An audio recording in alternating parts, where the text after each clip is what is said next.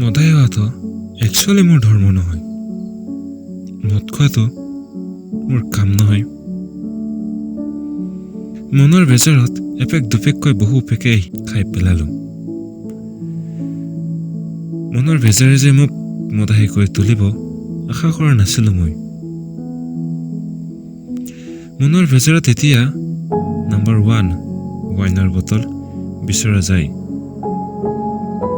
বেজাৰবোৰক সামৰিবলৈ কাৰোৰে দৰকাৰ নাই।